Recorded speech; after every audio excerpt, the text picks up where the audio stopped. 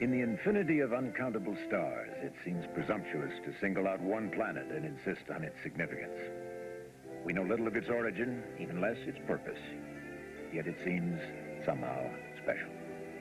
By any time we can reasonably measure or comprehend, this planet is certainly very old. Over millions, billions of years, fingers of ice have squeezed it and let go. And squeezed again and let go. Seas have formed and dried away. Mountains have reached sharply to the sky, only to have their teeth worn by time. Change is the order, and only the sun seems constant. Life assumed many forms, and each adapted to the conditions in which it found itself. And when conditions were not favorable, disappeared. Though each life must die, the energy inherent remains and becomes the material we now call our fossil fuel, the energy of life transformed. It waits 100,000 years, 500,000 years, 1,000,000 years. Longer, it waits for man.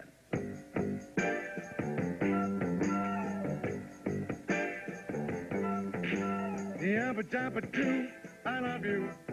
Ta-da-town, ta-da-town. Energy expresses itself in many ways. It can be described as power, activity, exertion, the ability to produce effect, even forcefulness of expression. Fred Flintstone, what are you doing? Breaking rocks. Breaking rocks? You were supposed to be gathering wood. Gathering wood. Gathering wood. That's all you ever think about is gathering wood. Well, I'm always running out of it. Look, there's enough wood around here to last forever, so don't worry about it. I got more important things to think about. Like breaking rocks? Yeah. Well, I know you're going to think this is silly, but I know that somewhere in all these black rocks there's a secret. And if I break enough of them, somewhere in one of them I'll find that secret. I can feel it in my bones. Well, that's a lovely thought, Fred. And speaking of bones, it's time for lunch. Great, great, great. I've just about run out of energy. When energy is put to work, its usefulness decreases by an amount equal to the work done. Diddle-diddle-doo, I love you. I'm your ever-loving slave. Sliced tomatoes and cottage cheese again? We're on a diet, Fred, remember? Yeah, but I'm hungry. I wonder why I get so hungry after a hard day breaking rocks. I've often thought about that myself, Fred. After you spend a day in this cave, I don't care how many conveniences it has, but scrubbing furs and scraping roots, I just get so tired and hungry. Do you suppose it's got something to do with... Oh, no, I guess not. You know, it's like there's less of me, and after a good dinner, I feel more of me again. Oh, that's heavy, Wilma, that's heavy. Listen, I'm going down to the hunting lodge. And Barney told me some guy from over the mountain is going to demo a new gadget. They call it catgut on a stick spear thrower. And this guy claims it'll shoot a spear 10 dinosaur tails. He's probably some egghead.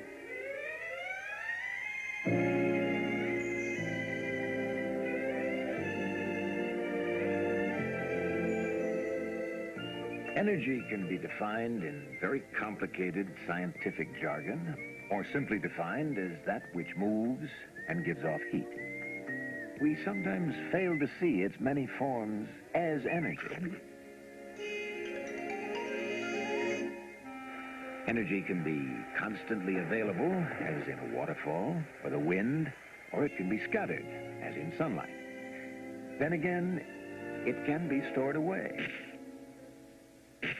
Fred, are you at that again? Yeah, I sure am. I found it, Wilma. Found what? I found the secret. I found the secret in these black rocks. You did? These rocks are worth catgut on a stick spear thrower. They're what? I met this nut from over the mountains, a traveling stranger. And for an investment of 10 skins of black rock, he gave me this catgut on a stick spear thrower. And every time I hand over 10 more skins of black rock, why, he'll give me another catgut on a stick spear thrower. We'll be rich Wilma. We'll be rich. Listen, Fred, the last time you invested in something, what was it? Oh, the wheel, that phony called it. Well, it wasn't good for anything, except maybe a patio table, and you got stuck for 10 tons of Rockosaurus meat. Oh, you don't understand, Wilma. It was a great idea. It still is. Why, as soon as they figure a way to get the corners off... Oh, Fred. Listen, what I can't figure out is what the traveling stranger expects to do with all this rock. I don't know, Wilma. He seems like a very intelligent man. You know, sometimes great men work in mysterious ways. Well, it seems worthless to me, except maybe for drawing pictures. And speaking of which, will you please stop drawing on the living room ceiling? It's a mess. You know what's the trouble with you, Wilma? You got no sense of history.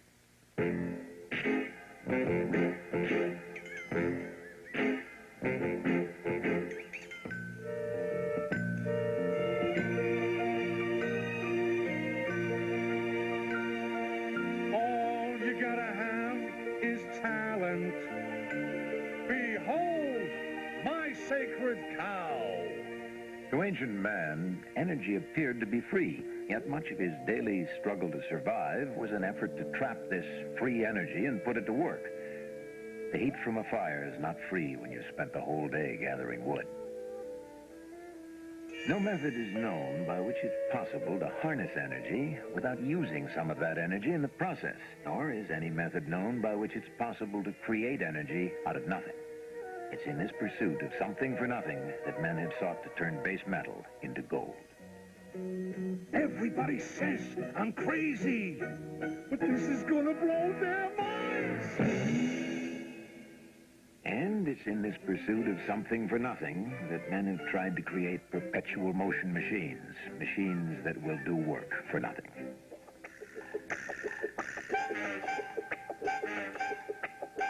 Yabba dabba doo, I've got it! I'll never have to work again!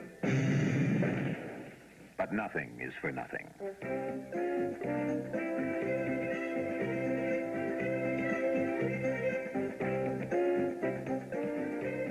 No energy system is known by which it's possible to gain useful work without an exactly corresponding reduction in some other aspect of the total energy system. In 1776, the population of the 13 original states was only 2.5 million. But the energy our forefathers consumed was already significant. Our resources seemed boundless. Most energy was provided by burning wood, and there was plenty of that. Roaring fire in the American farmhouse was a luxury few in the rest of the world could afford. 100 years later, the United States was already the leading industrial producer in the world. And with the coming of the railroads, distribution and the use of coal expanded rapidly. Coal was everywhere, and a new substitute for whale oil, petroleum, was coming into wider use.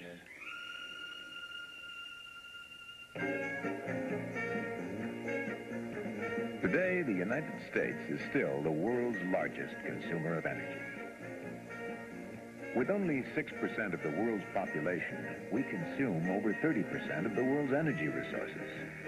Until recently, however, most of that energy was our own. In the 15 years between 1970 and 1985, we may use more oil and gas than we used in our total history up to 1970. On a world scale, mankind may use as much energy in the next 25 years as he did in all recorded history up to 1970, if the supplies are available. Hold it, hold it!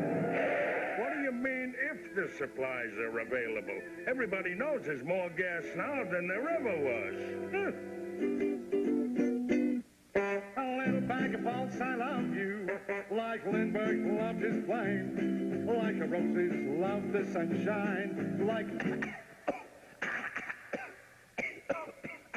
We must cut through the fog that envelops the energy question. We've all heard the stories, the incredible proposals, the futuristic fantasies.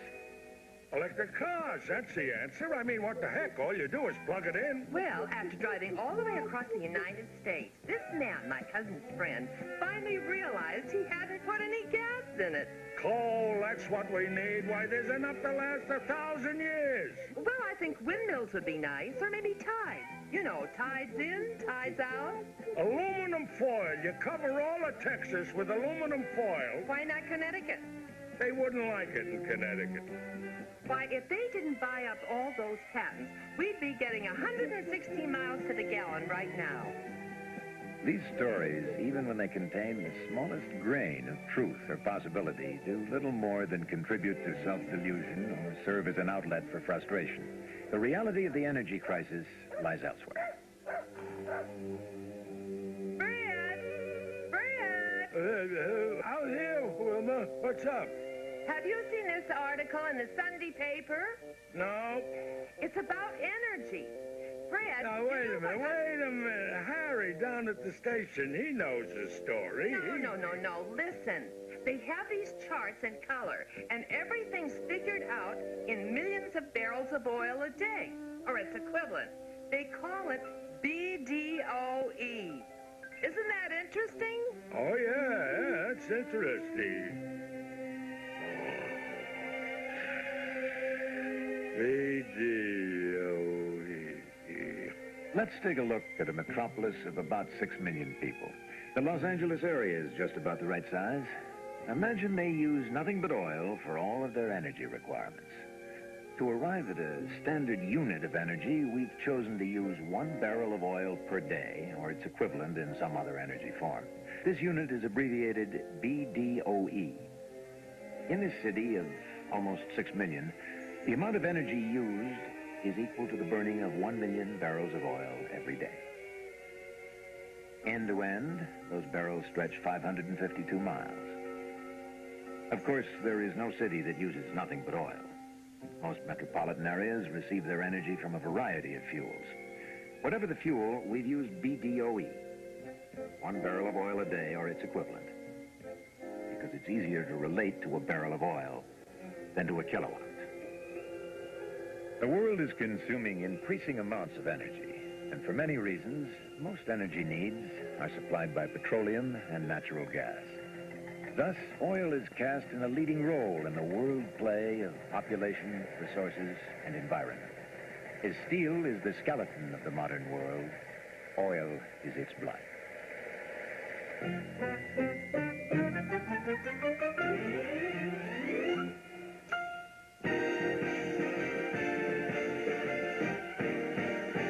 Let's sing a song about a BDOE. That's a barrel of oil a day, or its equivalent. We burn them by the millions. And brother, that hey, it's really oil, or its equivalent. The more we use BDOEs, the more oil slips away. Anytime we save a BDOE, it's a BDOE beautiful day.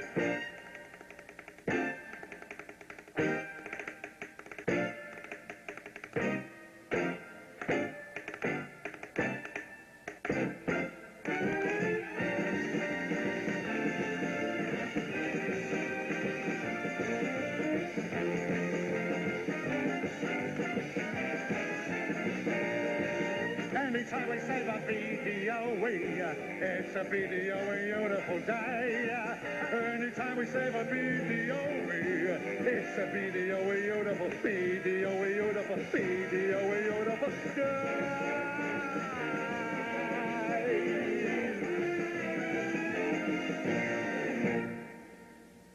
Let's go back to a typical day in 1950.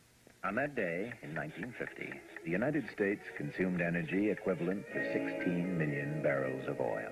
That's in one day. It took all of American history up to 1950 to generate an appetite of this size.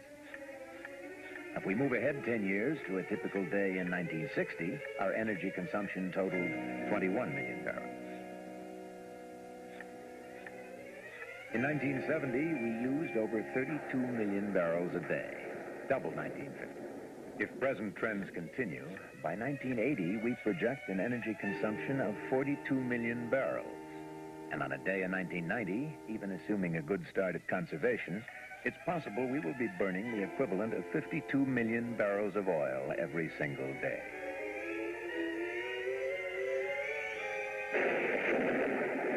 Now, let's go back to that typical day in 1970 and take a look at where that energy came from. Of the more than 32 million BDOE barrels consumed that day, 32% was in the form of oil produced in the United States. 33% was from gas. About 23% was from coal. 1% was from hydroelectric power. In 1970, we started receiving a small amount of nuclear power and measurable geothermal input. And believe it or not, we used wood. Wood? That's right, Fred, wood. Up until a couple of years ago, we got as much energy from the burning of wood as we did from nuclear reactors. Well, it still ain't full. That's right. In 1970, we found it necessary to import some oil, a bit more than 10% of our total energy. Oh, that ain't so much. No, but in the coming years, it'll be a lot more. Using all the technology we can foresee and pay for to produce new domestic supplies, we'll still be dependent on oil and gas for most of our energy. The expanding needs of the rest of the world guarantees an enormous demand. This demand, plus market control, affects not only the amount available, but also its price. The price is going to be very high. Here's the latest men's apparel. That's the awful price I pay for burning up 1 million barrels each and every day. Or its equivalent. In my steel kimono is decidedly irritating to the knees. Unter mein verstunken Bar, ich haben was die BBDs. And by the way, ski, it has to pay ski for 1 million barrels every day ski. Hey! Or its facsimiles, touring down the Champs-Élysées. Every Frenchman dresses this way. In this very chic apparel, everybody's in the same dumb barrel. That's the price we pay. Still using that day in 1970 as a reference, let's see how that energy was consumed. The largest amount, more than 1/3, was used in industry. 1/3 was used by residential and commercial buildings. 1/4 was consumed by transportation, the moving of people and things. The smallest amount, less than 1/10, is used in petrochemical production, the use of coal, oil, and gas in the manufacture of chemicals, plastics, and fertilizer. In a hungry world, in a technological world, petrochemical production will no doubt be demanding much more of the energy supply. One way of increasing supply is to be more efficient with the energy we do have. None of man's energy systems is perfect. They're all subject to conversion laws. If you put 10 units of coal, let's say, into a steam plant, you don't receive 10 units of electricity out the other end. Only 3. 7 of these units are lost in the process of converting one form of energy into another. A very large investment in new equipment will reduce that loss. But 10 units of coal will still not convert into 10 units of electricity because there are natural limits on our ability to convert energy efficiently. Going from a heavy car to a lighter one is a more efficient way of converting gasoline into miles traveled. This, too, has a limit. It's important to make a distinction between necessary conversion loss and simple waste. Insulating your house is efficient. Leaving a window open, that's waste. Even if we halt all growth, we'll still need new sources of energy, if only to replace what we're using. This need sometimes runs counter to our need for pure air, undisturbed land, and pure water, creating a base for social and political conflict. Communication between the many vested interest groups is poor. Information is often inadequate.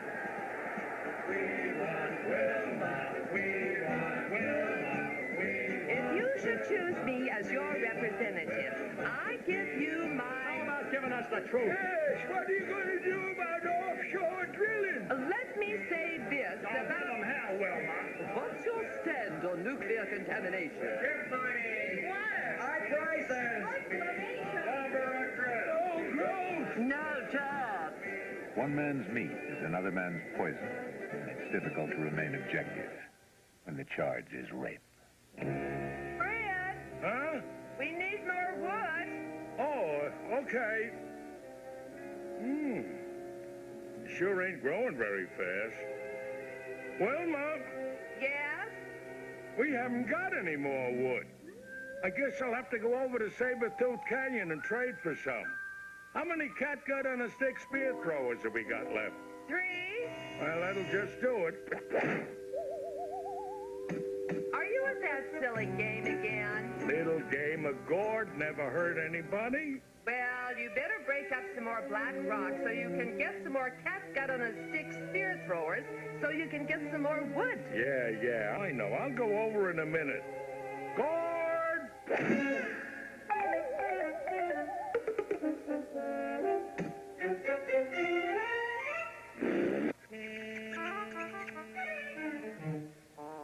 Hey, Wilma! I just got an idea for a new game. Well, I guess it's obvious that there is a relationship between the amount of energy we use and the way we live. You know, when you see America at work, it's difficult to believe we have a serious energy problem, but it's there. Even with a tremendous increase in the domestic production of oil and gas, an even larger Alaskan pipeline, a 50% increase in the underground mining of coal, the strip mining of 100,000 acres a year, double the number of dams, intense solar and geothermal efforts, in 1990, just a few years from now, nearly half of our oil may still have to be imported from a world that has a limited supply. If we do import the oil, the cost could create a staggering balance of payment deficit. If we don't import the oil, or simply can't afford to, we risk the possibility of economic stagnation and the accompanying social frustration. We're sort of damned if we do and damned if we don't. Wait a minute. How about building a few more of those nuclear plants? I mean, if we could send a guy to the moon... Well, Fred, at present prices, a nuclear plant costs over $1 billion. And it takes more than 8 years to bring one such plant into operation. If we completed a plant every 3 weeks from now until 1985, and one every 2 weeks thereafter, nuclear energy would still fill less than 1/5 of our 1990 energy needs. We really haven't got much time. We do need the energy. So, what's the answer? Well, we must learn to think differently about the way we use energy. A barrel saved is a barrel earned. We must be cautious about finding ourselves dependent on any one oil source, not have all our eggs in one barrel. We must make more efficient use of energy. We must make an enormous commitment to increasing our energy supply. All of this to buy time. Time to solve the national energy dilemma. A dilemma being a choice between equally disagreeable alternatives. It's clear we have a limited number of options, and all of these are negatively charged. It's fashionable these days to speak of mankind coming to terms with nature, of his achieving a better balance between his rapaciousness and the natural order. True, but only partially so. Hey, Wilma, I'm home. I'm in here by the fire, Fred. Any luck? No, petrodactyls are sure getting scarce. Well, maybe better luck tomorrow. Yeah, I sure hope so. Gee, Wilma, it's cold. And we're almost out of wood again, too. Yeah, well, at least that won't matter anymore, because today I really found the secret. Again? Listen, I made a little trip over the mountain and saw the traveling stranger.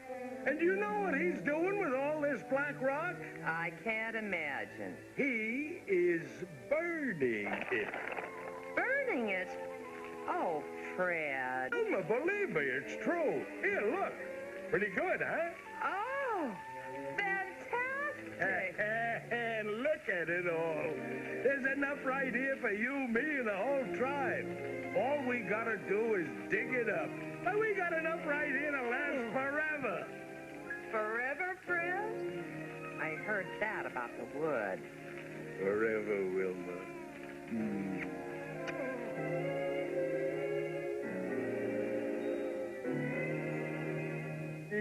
dabba do, I love you. Do dinosaurs dine on leaves? Do petrodactyls go for gophers? Do atoms go for reeds? I really dig you, baby. Yabba dabba do, I need you. Do the butterflies need wings? Do the monkeys need bananas? Do bells need ding-a-ling? Here by the fire, So warm and cozy, as the flame burns higher, my world is rosy. my one desire, Sing it, Blue Eyes. my baby is you. I love you, Freddie. Yabba dabba doo. And someday, when they find our story in Or clay, scribbled on the ceiling. they'll see we're early caveman, made mistakes along the way. But will they learn a thing or two or three?